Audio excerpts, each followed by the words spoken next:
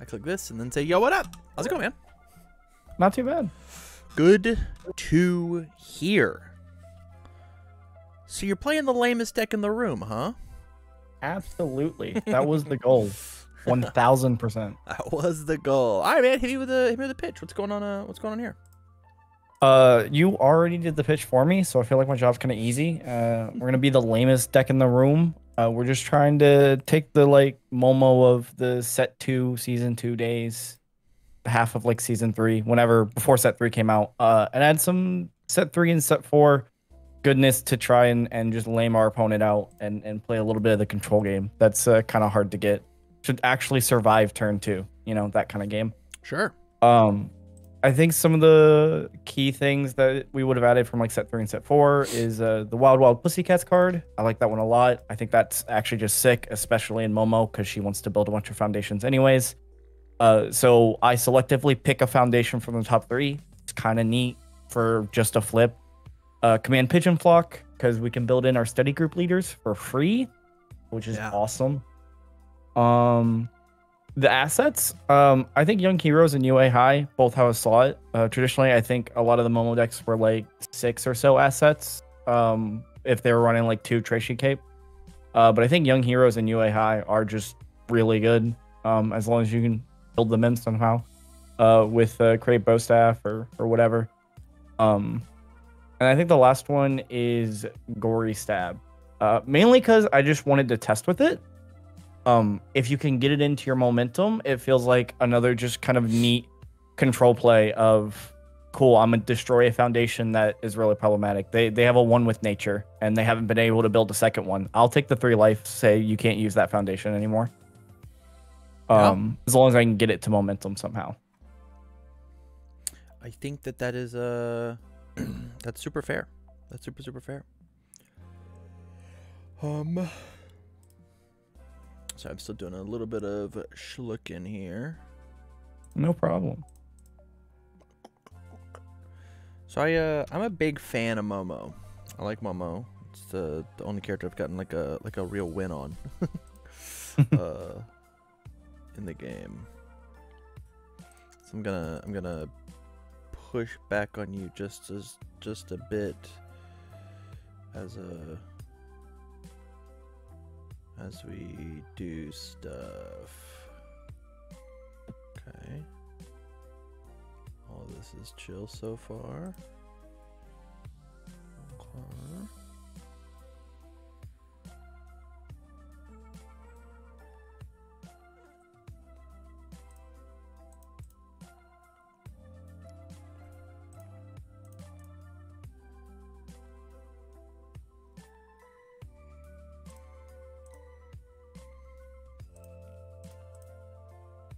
Okay, I got ourselves some stuff.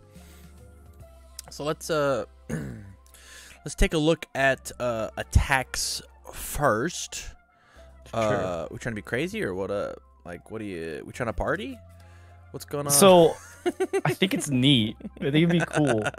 I'm not trying to party as much. This would be something I'd want to take to a regional, and I don't really want to have a 1 check at the regional. I don't want to sit down game 1. Try and build my rescue completed, check a 1, and cry. Doesn't sound fun. Didn't realize you were a coward, but nah, totally. I'm playing Momo. I thought that was kind of given that I was a coward. Future Charge, draws cool cards. Naval Laser Beam, Beautiful Breaker 2. I think the only Breaker 2 that we have access to. Yes. And then Tongue Whip. As just an additional way to try and kill them. It's a 6 for 5 minimum. It might be better positioned than what Electromagnetic Stomp has got going on for it. I'm not 100% positive. I think there's ideas there, right? Yeah. So let's talk about your attack lineup as is so far. So you got Command Pigeon Flock, which is very good at doing its job, building in Wild Pussycats, building in Study Group Leader, and I think that it has the availability to build in Friends of Animals, which feels exceptionally good to commit to grab Cannon Blasts and then destroy to add Command Pigeon Flux in for home run comments. This card, as a 3 diff, just has so much meat on it that it feels exceptionally good. It also says that like your training weights like are better if that's a card we use, right? Yeah.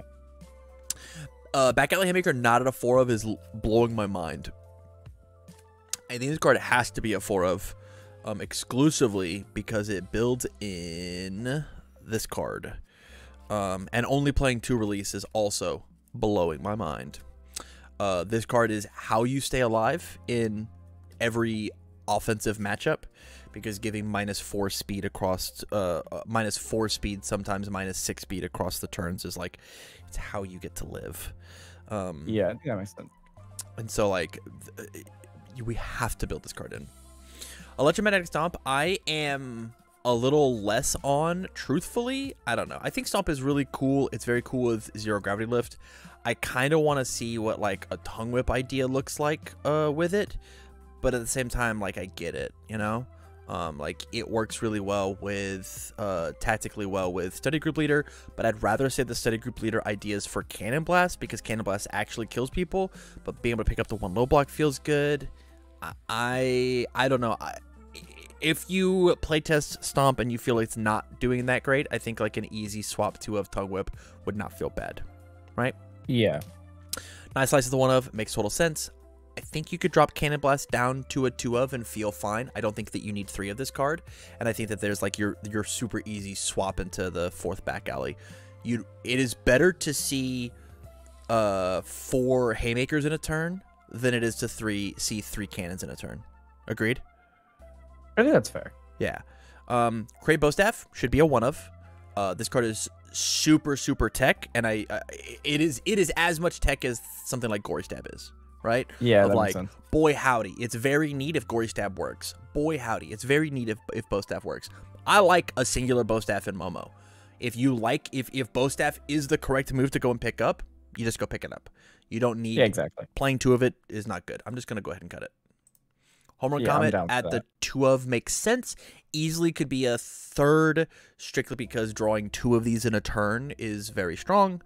And like, or having 1 picking 1 up feels good. And so like only having 2 is not that great. 0 Gravity Lift, incredible with Stomp, incredible for your strings. Beautiful turn 2 play. I'm nervous about 3 and not 2, maybe. It really just depends. Like I could easily see like playing 2 lift, and then just like 1 of Naval Laser Beam just to like unflip your cool cards instead, right? It's just like another cool tech piece of like the 1 ofs being Knife Slice, Bow Staff, Gory Stab, and then Naval Laser Beam. I think it's cool. Like going and unflipping 2 Precious Lessons, or going and unflipping your rescue completeds that get flipped over with whatever, like feels good. The only issue is you can't go pick it up, right? Like it's just like it's Trishy keep on an 8 damage move. Sometimes it's like a 5 mid for 6 and just like feel fine about it. But it also does not tactically work with what we got going on with Comet. And so like there's the hard questions, hard choices, you know? Yeah. So with all of that I've said, what sounds ideal to you? The other option honestly is we could just like cut and attack, right? Like you're at 22, we could just cut 0 Grav Lift down by 1 and like just make your deck like a little more consistent. We also haven't touched Cannon Blast Haymaker. Yeah. What are you thinking? So I think I'd be down to try the cut a Cannon Blast or a Haymaker. I'm not sold on Haymaker needing to be a 4. Yeah. But I'm also fine with testing that. Like, that's not terrible. I think the only reason you want 3 Cannon Blast is there's like one time I played this game and just got into an absolute worst case scenario where I had to like literally play 3 Cannon Blast to kill. And it's like I spent 2-3 turns picking up Cannon Blasts before I could kill. But I don't think that's very often. Play this often. for a regional? I might. Okay. Probably not one of the recent ones. They'll probably be a little bit later down the road. Sure. If it seems like it can actually have the legs. I think if you find yourself in that scenario, then something has gone wrong and you should just try and outskill play your opponent. I think preparing for a 1 game out of 7 round matches is bad deck building. I would rather see back alley haymaker on turn 2 every single game. Every game. Yeah, I definitely agree with that. Other than that, I like Stomp a bit too much. The grabbing the 1 low is too precious to me. Sure. So I'd rather keep the Stomps, but knowing that I can go to the Tongue Whips is nice. Yeah. I think that'd be a cool play, because you Tongue Whip and then you Cannon Blast on the second attack, and now it's just +1 as well, maybe +2. Like, that's not bad at all. No one's gonna say that's bad. This card feels incredibly good in tandem with Zero Gravity Lift. Yeah. And so, like, I get that tactically, like, these 2 cards working together feels fantastic, but like, yeah, you could trade the Stomp for Whip and then Zero Grav Lift for Future Charge and probably not feel bad about it, truthfully. Yeah, I would agree. Yeah. I think that definitely is a game plan that exists. Yeah, but if you like Stomp and you like how its gameplay loop works, run Stomp. Right, I just wanted to give you options. Yeah. I think we're still down 1, so we maybe can just add 1 Naval Laser Beam and just do the tech without having to go down on 0 grav lifts. Were you because we playing removed the bow staff? 23 attacks? Or 22 attacks? I can't remember. I can check real quick. It was 22. Okay. No. I thought we were down 1 because we got rid of the bow staff, and I didn't think we added any. Oh, we added the home run comment. That's what I forgot about. Yeah. Never mind then. I think I'd be fine with this. I think fitting in the naval laser would be cool. I think if I wanted to do that, I'd rather just get rid of the gory stab. If I find that the gory stab just doesn't work. Love it. Absolutely love it. Yeah. This card also just like shits on momentum, right? Like, maybe it might just be better. And also, like, if hit, like, it's technically like a with rescue complete, like a 5 high for 5 that, like, they don't want to block. So, like, maybe this card just might be better. Who knows? Yeah, that's kind of my hope. I think it's possible some decks are going to rely on momentum too much. Like, I mean, imagine throwing that down against a Mineta. Okay, cool. The Mineta's just taking 5 now because like discarding 2 is far too heavy. Yeah. And then now I get to say, hey, your rescue completed if they're on water. Doesn't exist anymore. Right. Makes sense. Makes total sense. Assets actions. I put in. I have to do that later. Assets actions. I put in trading weights. This card just says that your little baby moves become big baby moves. Feels very good to commit with wherever that card went. This one, study group leader. Yeah. Just to re-ready study group. Like if you don't have a thing to commit it with, right? So like rescue completed is for the speed of 1 free speed, and then this is for 3 free damage, right? Because you commit it for +1 study group leader to re-ready it, and then commit for the second. Feels good on your strings. Even +3 like might be enough to get you there. I personally have never felt like I needed this card, but it's just an option on the board. I tend to agree with everything you said as far as trading links goes. I don't feel like it gets there or is needed, but like I'd be down to try it. But I think definitely needs more testing. Get Set Go is insane versus the best decks in the room, right? The Tokoyami, I'm gonna build 6. Ojiro, I'm gonna build 5. Jiro, I'm gonna build 5. And just like I'm trying to race car you. If you can just slam 2 foundations down going second, it's like. It's one of the ways that you actually get to survive in that matchup, which sucks and is a little high rolly, but like it's just the truth. So like having some amount of ready get set go in there is good. It's also good versus all 3 of those decks, right? All 3 of them are playing just the gnarliest high attacks of all time, right? Having a 1 high block versus Comet, having a 1 high block versus Ruin, having a 1 high block versus Texas. Just feels good. This card is good in every spot, and it even doesn't necessarily feel bad in your character. Like checking a 3, committing a foundation, committing a face down you flipped with tight lipped, removing it to go find a kill card after you've drawn a bonus card. Like I think that this card is showcase the absolute best in this character, and whether you mainboard or sideboard this card, I think some amount of thought should go into like this quote unquote relic of a format bygone, right? Yeah. You should Absolutely. think about what Ready Get Set Go does for you in your thing. And then lastly, just like plus ultra, your character that plays plus ultra, like you're allowed to just like plus ultra your comet to make it a 6 high, and then or whatever. And also like blocking, auto blocking a back alley haymaker feels good, or so on and so forth, right? Like you have the option for plus ultra. Don't forget that it exists. You're a set 1 character. You get to do it. Yeah. Yeah. And then foundations. This is a 052 low block. We don't care about its thing. I think pump up is really cool in Momo because, man, you love the B word. If this attack is blocked, holy shit, you do that a lot. I'll protect you is probably in Momo one of the sickest defensive pieces for turn 2, right? You're trying to get race card, right, by one of those big 3 that are just trying to kick your teeth in. You play I'll protect you as one of your cards, and you get to block twice, right? Enhance, commit, flip, -3 speed, destroy for another -2 speed. You get the block, and you only use the 1 resource, and you were already going to do that. It is a better exchange rate than what Rescue Completed is doing. Yeah. Right. This commits any foundation for -2. This commits this foundation for -3. That feels good, right? You were just gonna blow it up anyway, so you don't care about the flip. You just don't care. Yeah. And it's again, it's a 1 diff. Failing checks is the easiest way to lose this game is to fail checks, right?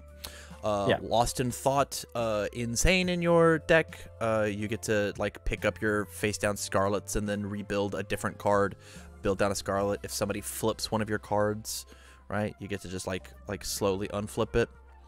We're gonna talk about Friends of Animals, childhood friends, because this card was in a provisional winning deck. It's kind of good. You get to pick back I feel up. Like that means it automatically goes in, right? Yeah, it has to, right? You get to pick up your back alleys or your command pigeon flocks or your like you get to pick up so many cool cards with this card. Is it needed? Yeah. Absolutely not. But it did win a provisional. Someone with style. It depends on how much you're afraid of stun. If you are playing someone with style and you're not 4xing release first, there's I think our priorities are backwards, because like 0-4 is better than 2-5 with the same block. Destroy once per turn to ready something, destroy any number of turns to plus your blocks, right? That's what I had. Any of those actions or foundations sound interesting or good enough to toss in your deck? Yeah, so I think Ready Get Set Go makes sense as a it's maybe we're not in a turn 2 format anymore, but we're definitely in a turn 3 format for a lot of the decks, and it just gives you that extra oomph on turn 2, turn 3. And then if they do somehow have the winning hand turn 2, you Ready Get Set Go anyways, and that helps you survive. I think I'm down for that. With the biggest issue being obviously fitting it in, but that can be worried about later. Lost in Thought, same thing I said about Ready Get Set Go, or sorry, I'll Protect You was the one I was talking about. I actually just think you're right about that. Like the -3, -2, it's -5 speed. That's great. Lost in Thought, I kind of agreed with. Friend of Animals, I also agreed with. So I think looking at those, Sauce Man. Not quite. The one I don't agree with so far is Enamored, because I'd rather just have 2 more released than have any Enamored. I completely agree. It just depends on the low blocks, right? I would toss in more copies of Self-Sacrifice before I tossed in Enamored, but like the idea of if you fail your 4th card consistently, you'll lose the game, right? If my Tokoyami opponent on turn 1 builds 6 and then I build 3, I'm probably gonna lose. Right? Yeah. The difference between building this safely as my 4th card, like, could make or break the game. Right? Yeah. Absolutely. Childhood Friends, I am also an avid Childhood Friends enjoyer. I just don't think it's gonna fit. Is my biggest problem with it. Yeah, there's just other cool things that are if the format slowed down a little bit and I was allowed to, like, if I felt good enough being like, I'll back alley haymaker, pick up back alley haymaker, and then like wink at you and be like, hey, guess what's coming back? Like, I'm down, right? But like it's too cute for its own good. Yeah, exactly. Yeah. And then like we already covered, release over someone with style. I think that makes sense. I'm not super concerned with stun. I think Momo has like a decent plan against stun because she just destroys all her stuff and gives -2 speed and goes, okay, cool. I'm gonna build it back next turn. What are you gonna do about it? Yeah. I agree. Other than cry. I agree fully. Okay. So let's look at what we've added, right? 76 cards. What's this number gotta be? Realize I only put one of everything. I think we were down around 72, 71, and that's probably where I'd want to stay. Okay. I think if there was a way to go slimmer, then that would like be neat. But like, I'm fine with just doing the same thing we did back during season 2 days and just staying around 70. Okay. Our first question that I'm gonna ask is, what is your least favorite foundation in the deck? Right? What do you not like? I just love them all equally, and I think that's my looking answer... at it. I think it's. Oh, go ahead. Oh, I was gonna say passing the torch. Actually, like I think we possibly just don't need it, and I think there's other things we can do with the new cards, right? Like I think we can do All Wild Pussycats instead, which like selectively grabs a foundation. Like so, passing the torch, we commit that, we draw one, but Wild Pussycats says we flip it instead, which means we still get to commit it for blocks on the next turn. And we instead look at the top 3 and go, cool, that rescue completed, that was second from the top. I'd rather have that and throw the other 2 weapon foundations away. You know, the other 2 rising starlets, let's say. Yeah. And just, I can pick those up later. I don't need to grab those. I need to grab the rescue completed. That's fair. I am in the exact same camp, except for it's excited for blood. I get the response gain 4 is cool, but like flip gain 2 draw a card after they take damage is very good from 0 grav, but that's kind of it, right? Yeah. And the more turns that you can stay alive, the more often I'm a 7 hand size character with passing. Yeah. Which is just like incredible. I think this card didn't replace this card. I think this card replaced this card in our deck. I agree. My eyes definitely just missed Excited for Blood. That's but okay. I was thinking about that earlier when we were talking about other foundations to put in. I was like, oh, I don't think you need Excited anymore. I just forgot. Instantly get to just like cut this for Friends of Animals if we wanted to, right? Yeah. It's that same slot. And Friends of Animals, like the real question is like with all we just added in a million highs, right? We added in a high block here, a high block here, a high block here, right? We're only playing 2 releases, which is another high block. When we take and we look at our block zones, Rising Starlet, we have to play it a 4 of release. I'm trying to include more of new training method. We have to have a 4 of because I have to go pick up my pieces, right? Yeah. Just study group leader, I want a 3 of. Friends of Animals, I want a 1 of. Lost in Thought, I want a 1 of. I want this card. I want this card. What's the weak link here when it comes to high blocks? I think it's 0 gravity lift. Oh, yeah, that makes sense. I can see that. We're gonna cut 0 gravity lift down to a 2 of. Yeah. That's gonna make our deck a little more consistent, and it gives us a little more wiggle room when it comes to putting in high blocks, right? Yeah. If we added in Front of Animals anyways, then maybe go to like a 3 of on Command Pigeon Flock and go back to 22 attack. If that's not getting ahead of ourselves. You said 2 Friends of Animals? Yeah. 2 friends and then 3 command? Yeah, because we got one more thing we can build in with it. I am down. But what this is doing now, let's go back to difficulty, is the back alley and command are competing for the best opener on the turn, right? And so like, sorry, so it's also 0 gravity lift. So like when you look at your hand and be like, what's the best thing that I could be doing? We've got 0 gravity lift, back alley, and command. The answer is always back alley. Back alley is just the best one.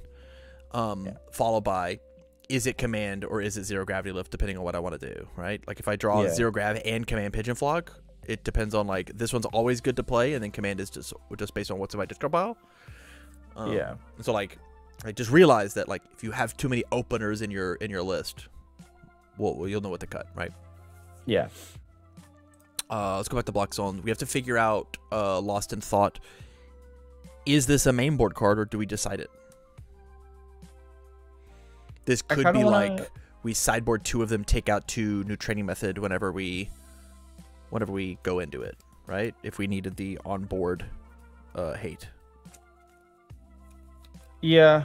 I think I want to try to mainboard it, but I just don't know if the slot's there. The reason I want to try to mainboard it is because I think flipping's just going to be really rampant. Seizing still exists and is annoying to deal with, and life doesn't get to play chivalrous or struggling. We do get high value, but only have 2 of those. High value doesn't stop flipping; it only stops destroy. Oh. I did not read that card correctly. Or I just forgot what it did, rather. Hey, this card is surprisingly good versus this card. Yeah, it sure is. Yeah, because this doesn't negate it, and so you're just like, oh, you're gonna destroy my whatever. I'll just destroy this instead. Yeah, exactly. All right, I still have my rescue completed. It's fine. Yeah, which is also still good. Yeah. So yeah, I think Lost in Thought would be cool to include. I just don't know if it actually gets included, sadly. Yeah. What you could do is just play it at the 2 of, have your deck a little bloated, and be like, is this, when I'm seeing this card, is it worth it on the moves, on the turns? Yeah. Right. Yeah. And then we just cut it the second it's not. Mm-hmm. Or cut like maybe Friends of Animals should be a 1 of, right? And so like you like Friends of Animals, Lost in Thought, both 1 ofs, and then like add in another release or something along those lines. Yeah. Can we talk about Zoom? Can we talk about the Zoom in the room? We can. I just don't want to, because you're gonna say cut it. You're probably gonna be right, and I'm gonna be sad. Just want to make it high value target. Actually, I want to make it self-sacrifice. That's absolutely the better play. I just don't want to do it, but we should do it. The good news is this is my deck at the moment, and so exactly. As soon as you press the copy button and it goes to being your deck, you can do whatever you want to. Let's go back to our mids. Okay, so we are attempting to put in I'll Protect You. My question is, how many? That's a great question. I think the possibly easier question to ask is, how much of something else do we take out? And then we just go to that. It's like, I could see 2 going in, I could see 3 going in, and if 4 goes in, we probably cut something too much. It could be tight-lipped, right? This card is already at a 1 of and is doing a thing that our deck doesn't necessarily need to do at the moment, which is kill people. And so like leave it where it's 76. So we cut the tight-lipped and put in the I'll Protect You at a 2 of. It could also be it can't be Precious Lesson because that's building cards. Yeah. It could be like an Encouraging Training Partner and you just sideboard the other one, right? So Encouraging is really good for these big buildups, but like Encouraging Training Partner says put this thing to 4 and this thing says -5 speed, right? But like this loses the resource, this leaves it where it is. There's the question, right? Yeah. Encouraging plus rescue completed is sometimes better than just I'll Protect You by itself, right? Yeah. I think cutting tight-lipped would be okay. I don't think the 1 mid is that important. I think we take away enough speed that it's fine. I don't think I'm super down with cutting. I'd be down with cutting 1 Encouraging, definitely not both. That's how I felt. Longest name. So I think I'd be fine with trying that, and then if I just hate myself against Jiro, maybe they come in. I think that you sideboard minimum 2 more, right? Maybe even all 3, honestly, and because like this card is not very good versus flash attacks, but this card is super good versus Comet, right? And so like if do you think you're gonna see more Jiros or do you think you'll see more Ojiro, Tokoyami? Like this card's good versus Momo. This card is good versus like Eraserhead, right? Like that. There's the big question.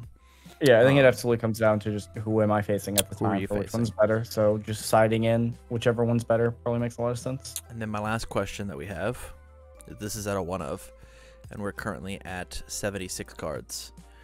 Do we test the main board as is without Ready Get Set Go? Because like, if we wanted more high blocks, we just cut these two as answers, right? Or we cut the double Lost in Thought. We cut, I don't even know.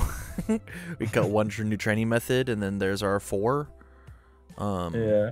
So like, does Ready Get Set Go even make it, or is this a, you know, I need to defend myself on turn 2? Is Ready Get Set Go actually supposed to be UA high, right? So like, I cut the UA high for the Ready Get Set Go because this is an aggro-ish consistency piece, whereas this is not die on turn 2. Yeah. You know. I think having a B sideboard is fine. I think going game 1, especially while we're still testing, and being like, okay, I won the die roll, but that card would have been useless anyways. Or oh, I lost the die roll. All right, let's run it anyways. We'll try. Yeah. And if we get killed turn 2, then like at least it was a 5-minute game, and we can still go rounds 2 and 3 for the win. Fair. All in all, I like this list. Again, this is one of those cool decks that like doesn't have a ton of changing. It's like just got cool pieces spliced into it. Yeah. This is neat. Yeah, I definitely like. Yeah, that's fair. I wish I could make it happen, but yeah, just play Toga too. And then honestly, check bad and be mad about it. Yeah. If you want to watch that, go to youtube.com/ yeah, I think this is it, man. I think this is a list. Yeah, I think I'm good with this. I think there's definitely some set 3, set 4 stuff in there for testing, and I think that was like one of the primary goals because, you know, Momo really didn't shine in season 3. So. Can I sell you on one more small change? Sure. How would you feel about 1 stomp and then 4 instant shining flash? I'd rather keep it 2 stomp just because, like, I see enough on the 3. Like, okay. The goal, in my opinion, the goal with instant shining is to see 1 early enough that, like, if you need the low block, you go pick it up. Sure. And I think at 3, you do. I don't really want to attack with a bunch of instant shinings. Like, I know it extends your turn out with the -1 difficulty, and that's really nice. Yeah. And, like, it plays well with Home Run Comet, but I think I'd rather just spend 2-3 turns setting that up by grabbing them instead of like, oh, I drew 3 or I drew 4, all 4 for some reason. Sure. And also good momentum hate. That's all I was thinking. But yeah, there it is. I think this is a list, man. I think you got it. Yeah, I'm down. I'm down to try this. Wow, made a Momo list in only 30 minutes. I'm proud of me. That's crazy. All right, dude. Thank you again for the support on Patreon. I greatly appreciate it, and we'll catch you next time. Okay. Yeah, no problem. All right, we'll see ya.